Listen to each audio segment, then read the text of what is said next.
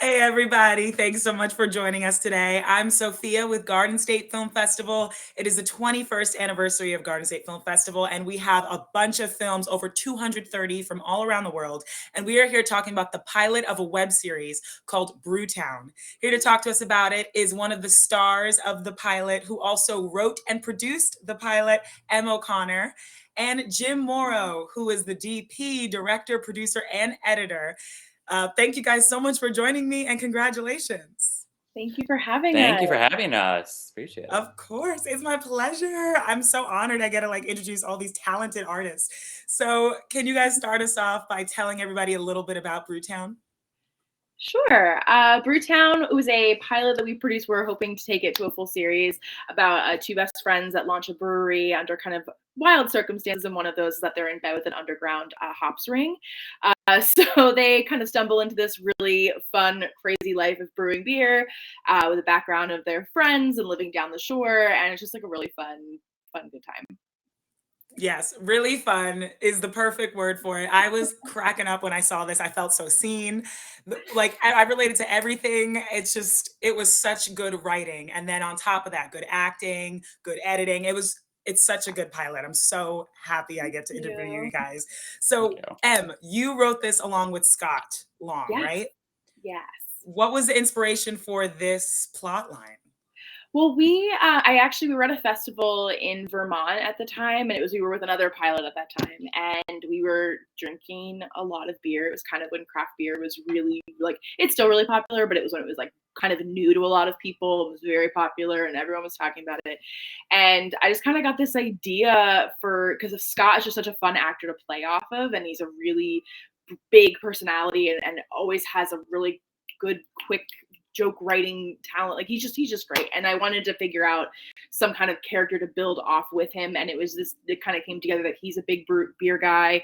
I love a good beer myself from time and again. And the brewing process is just so involved and so crazy. And we're like, well, what happens if we take two people that are a mess in their own lives and put them in this circumstance of having to do something that requires a lot of skill and requires a lot of patience, and try to get this business off the ground, and then add the layer of course, they're not going to do it by the book, and of course, they're not going to follow the rules. They're going to do it their own way, and it's just a bunch of delightful chaos. That was kind of the inspiration, was drinking a lot of beer and wanting to kind of bring the beer brewing process to the masses in this really fun and chaotic way. I love it. And I love beer. And you guys both have such big personalities. Was all of what we saw in this pilot, was most of that written, or did you guys also just improv on the spot? Yeah, we wrote. He kind of would punch up the script for me, and then we had to collaborate on this pilot together. But we would improv, and with Jim also kind of just saying, "Do this and go for this and try this way." And we kind of were flexible in the scenes to improv and have that room to do that, which was great. Yeah, and perfect transition to Jim. What was it like directing Em and Scott in this? So I've directed them before. I've worked with them before, and they're both really great and very talented. And I think what really sells it is that Em and Scott have incredible chemistry together. So because they wrote it together and then they started together, they just get each other. They're friends in real life. We're all friends, and just their chemistry is just electric. And I just love working with them and seeing that. So, and then it's just a good time. So there wasn't much to kind of tweak. You kind of just let them play. Yeah, it was well, here's going over what their characters are, their personalities, and then just let them go and do it. So I would say this was kind of easy to direct with them because I knew what I wanted of them. So I'd be able to say, just do this. They'd get it. Perfect. Great. Next take. But Jim, you wore many hats, not just directing. So was it easy? Was it an easy process for you, or did you run into challenges? It was a little tough because this was a no budget thing. It was we were paying out of pocket, so we couldn't pay for a crew. So it was, I was filming it and directing it and lighting it, and then whatever actor was not on screen was holding the boom. So wow. And so it was you three and then the other actors? Yeah. Dang.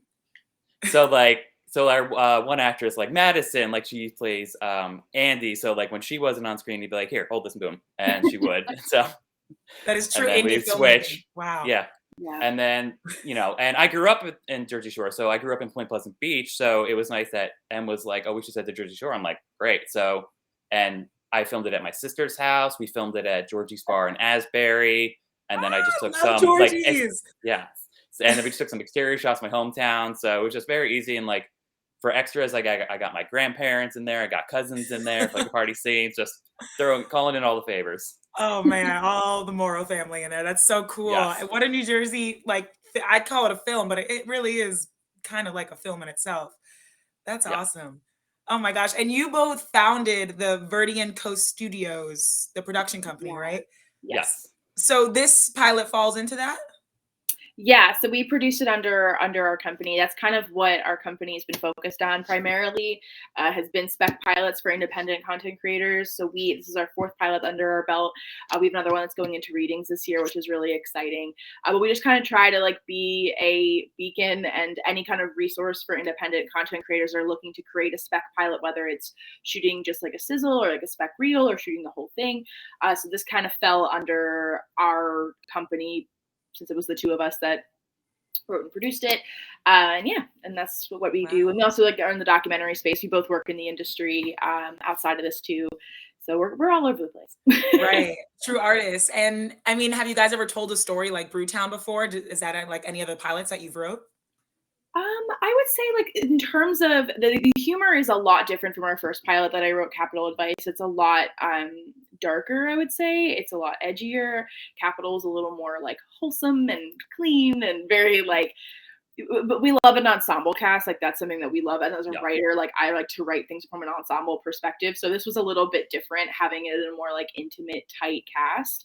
And kind of as the show goes on, I'm sure we're going to develop a bigger ensemble.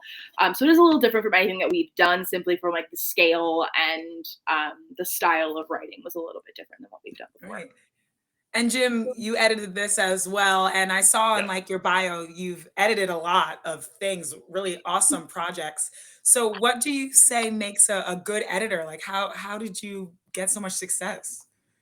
So professionally during the day, I work mainly as an assistant editor in the industry, working on shows and movies, and I kind of fell into it in college. It was literally the only internships I could find were editing positions, and then that's just how I started my career. And then I would say just learning over time is you kind of like you can learn all the technical stuff and be like, okay, if you cut like this, you have this time, make sure this matches. I think what ultimately makes a good cut is just it feels good. Like you have a good feeling you're watching it. It's not jarring, and you kind of have to trust your own instincts. Like even if it's like, well, this is technically not correct, but it feels good and helps with the flow. So it's more of, you know, trust your instincts, and if it feels good to you, it's gonna feel good to everybody else. Right. Like don't force yourself to be like, well, I have to cut it like this, so I have to force myself to like it. Don't do that. Just trust your instincts. Was that what you were doing for this pilot, just trusting your instincts in the editing room, or did you know what it was going to look like from the beginning? A little bit of both. Like I like to pre-plan a lot, and working in post-production, I feel like I have a good knack for like, okay, how I want to cut it later, so I know what coverage I need, how to shoot it, so I can get just what I need without too much extra. And yeah, but it always is a venture, especially on set. Like, okay, I want to cut it like this, and then you get in the editing room, like, oh, actually, this isn't exactly how it goes, but I can do this instead of that, and everything. And it's okay to change your mind and figure something else out. Yeah, so you guys are very experienced in the pilot like realm. So what advice would you give some people? I'm actually like I shouldn't insert myself in this, but I'm trying to write a pilot right now and make one. So I'm going to be listening to this advice. What advice would you give other artists when it comes to making pilots? I would say one of the things that's helped me is writing what I know and writing something that I love, like a story that I love to tell, and showing that through my work. Like if you love what you're writing about and you like know what you're writing about, it's going to come through the page and it's going to hook your audience because it's clear that you know what you're trying to say and what you are trying to get out of this show. I also would tell people to be incredibly flexible because it's going to change so much. Like even from the time we wrote this, we shot a version of this before we shot this version. And it has changed so much. And even in the development process that we're in now, the development has shifted a little bit since this pilot was shot, because you see it and you see it up and you're like, okay, like how could we have maybe been clearer here or what? So having that flexibility as a writer and being open and doing a table read is huge. If you can gather some friends around, either Zoom or in a room or whatever you can do to just kind of hear it out loud and hear how it flows is huge. And that's something that like I really love doing and love organizing for people, because it's as a process as a writer, it's a very vulnerable place to be in a table read space, and making it like a warm and welcoming and inviting space is so key. So I would be flexible in that, and then also know the development process and really figure out, like, know these characters, know this world, build your Bible, make it really strong, build your pitch deck, and like add those details and really know the world of these characters inside and out, know their entire life arc if you can, just to really, like, because the character is what hooks people. Like, people are invested in these characters as well as their story, but they gravitate toward these characters because they see, themselves in them or someone they know or some kind of like relatable factor. So definitely like flush those characters out too.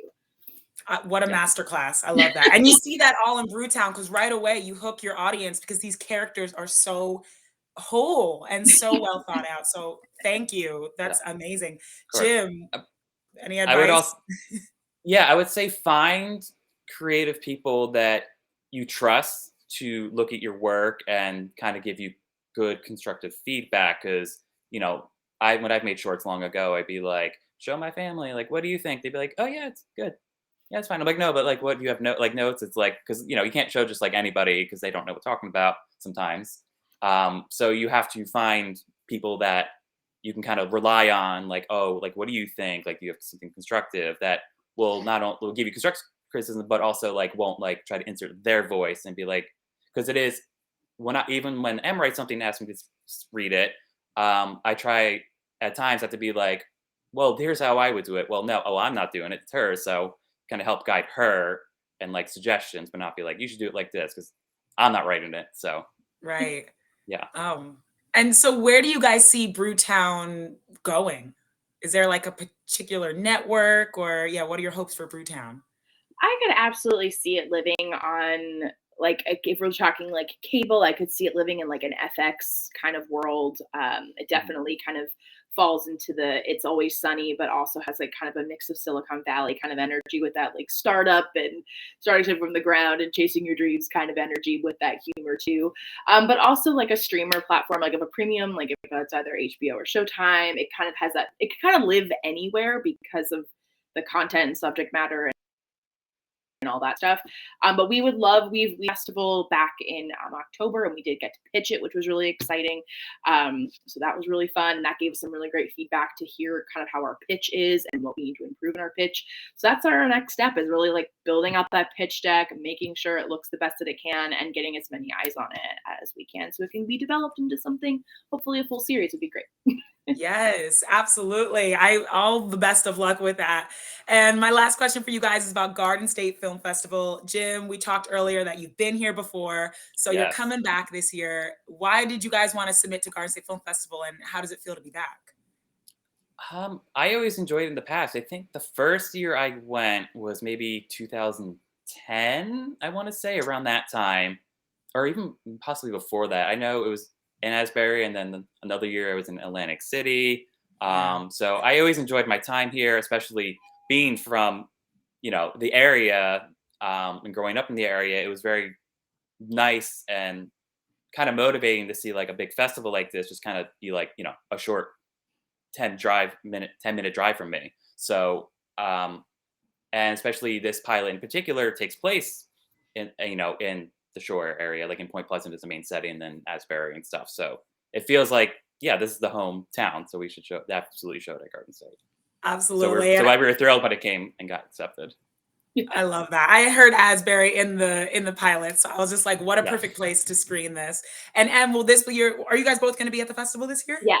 Yeah. So this will be my first time. And I'm telling you, it was a very exciting notification that we got, because this was one that we had been eyeing. It's one that we've wanted to be a part of for a long time. So we're very honored to be here and are so excited to share our work with everyone. I love it. Me too. I'm so excited for audiences to see this. And it's so cool because there's breweries around this area. So what a perfect like film pilot to see and just hang out in Asbury.